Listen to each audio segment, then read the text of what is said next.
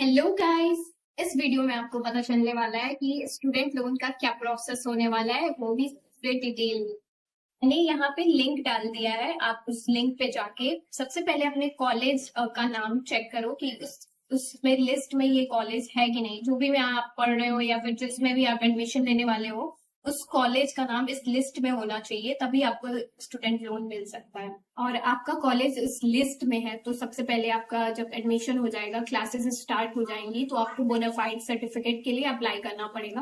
और कॉलेज आपको 1-2 दिन में प्रोवाइड भी करा देगी वो बोनाफाइड सर्टिफिकेट। और फी स्ट्रक्चर दोनों आपके पास जब आ जाएगी तो यहाँ पे लिंक पे जाके न्यू एप्लीकेंट पे लॉग इन करना है, जिसमें आपको नॉर्मल से डिटेल्स पूछे जाएंगे, मोबाइल नंबर और आधार नंबर और भी सारी चीजें, जिसका ओटीपी जो ईमेल होगी वो भी रजिस्टर करना पड़ेगा, उसकी ओटीपी डालनी पड़ेगी। उसके बाद आपको 4 पेज का डॉक्यूमेंट पूरा भरना पड़ेगा, जिसमें आपको पर्सनल डिटेल्स और पेरेंट्स से रिलेटेड इंफॉर्मेशन और बैंक अकाउंट्स और जो भी कॉलेज जो चूज किया होगा उससे रिलेटेड इंफॉर्मेशन उसमें भरना होगा। मैं एक और चीज ऐड करना चाहूंगी, जिसमें आपको ऑफलाइन जो 4 पेज का फॉर्म होता है वो आप ऑफलाइन जाके भी अप्लाई कर सकते हो। डीआरसीसी ऑफिस जाना रहता है, जो भी आपकी डिस्ट्रिक्ट में होगी डीआरसीसी ऑफिस, उसमें जाके आप ऑफलाइन भी अप्लाई कर सकते हो। वो थोड़ा सा हेक्टिक होता है क्योंकि आपको ऑफलाइन जाना पड़ता है, लंबी लाइन लगनी पड़ती है।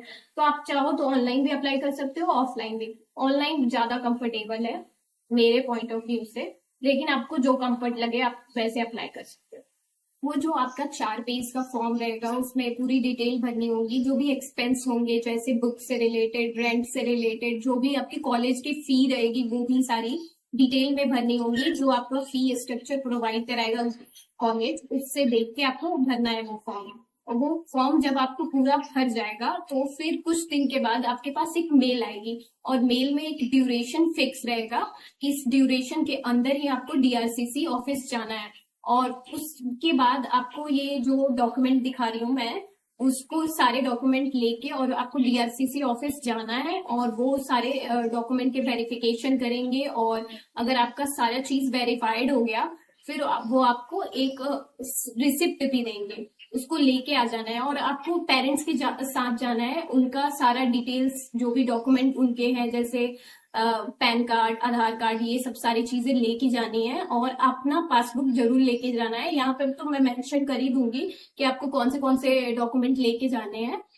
और एक और चीज मैं ऐड करना भूल गई, आपको वो जो 4 पेज का फॉर्म था उसका प्रिंट आउट लेके ही जाना है डीआरसीसी ऑफिस, क्योंकि वो वेरीफाइड करेंगे, वो सारी चीजें चेक करेंगे कि आपकी जो भी आपने एक्सपेंसेस मेंशन किए हैं वो 4 लाख से कम ही होनी चाहिए।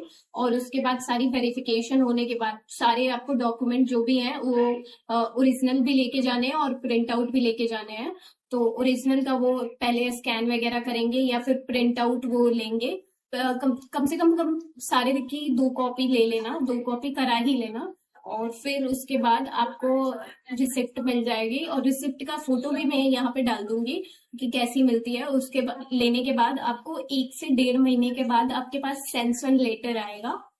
सैंक्शन लेटर का भी आपको प्रिंट आउट निकलवाना है, और उस पर मेंशन होगा कि आपको नॉन जुडिशरी स्टाम्प पेपर लेना है, जिसकी प्राइस 100 रुपीज होती है, और आपको वो कोर्ट से जाके करवाना रहता है। तो थोड़ा 1-2 दिन पहले ही करवा लेना, क्योंकि लास्ट मूवमेंट पे लेने पे उसका ओवर प्राइस्ड लेते हैं कोर्ट में।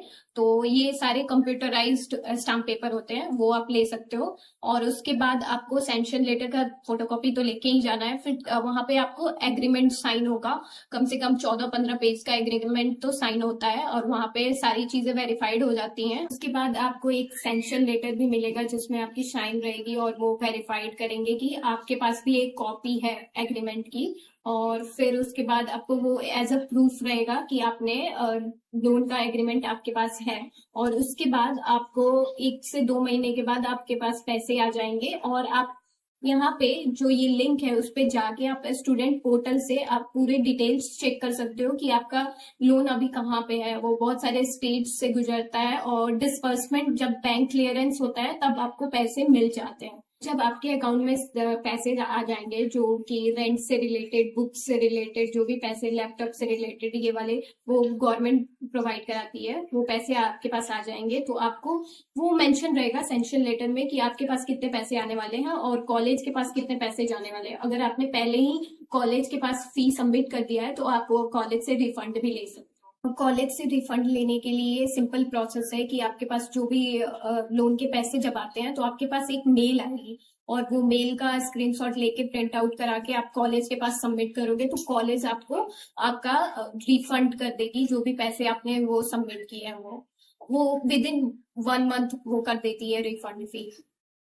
अब हम बात करेंगे रीपेमेंट का क्या प्रोसेस होने वाला है। तो जो भी फीमेल है या डिसेबल लोग हैं उनको 1% इंटरेस्ट देना होता है और जो मेल होते हैं उनको 4% इंटरेस्ट देना होता है। गवर्नमेंट बहुत सपोर्टिव है, वो चाहती है कि बच्चे जाके बाहर पढ़ें और ग्रेजुएशन या फिर मास्टर डिग्री करें, इसलिए इसका इंटरेस्ट बहुत कम है कंपेरिजन टू बैंक लोन्स जिसमें बहुत ज्यादा इंटरेस्ट लेते हैं, लेकिन गवर्नमेंट यहाँ पे इंटरेस्ट बहुत कम ले रही है।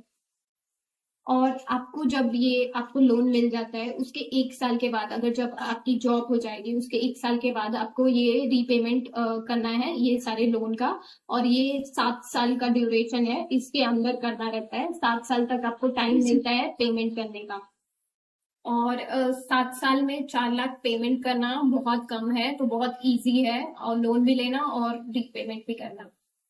स्टूडेंट के एप्लीकेशन फॉर्म का लिंक और स्टूडेंट के पोर्टल का जो भी स्टेटस चेक करने के लिए लिंक सारे मैंने प्रोवाइड करा दिए हैं डिस्क्रिप्शन बॉक्स में, आप जाके चेक कर सकते हो।